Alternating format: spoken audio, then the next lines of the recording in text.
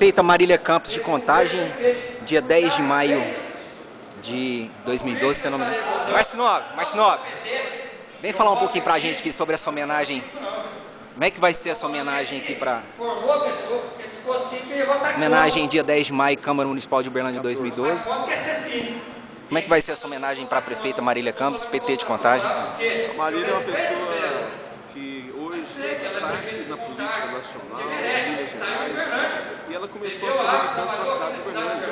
Aqui ela estudou na Universidade Federal de Uberlândia, aqui ela começou a sua militância no movimento estudantil e hoje é uma das maiores prefeitas do estado de Minas Gerais, da cidade de Contagem. Nada mais do que justo nós homenagearmos ela, Marília, por essa grande mulher, pelo destaque da mulher na política nacional. Parabéns, Marília, nós queremos dedicar a você o nosso reconhecimento, a sua trajetória e tudo que você representa no estado de Minas Gerais, especialmente em Uberlândia, que faz parte também da sua história.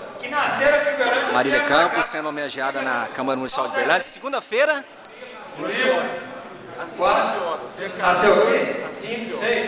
Dia 14 às 15 horas, prefeita Marília Campos em Uberlândia, recebendo a homenagem de título de estado honorário na cidade de Uberlândia, Minas Gerais.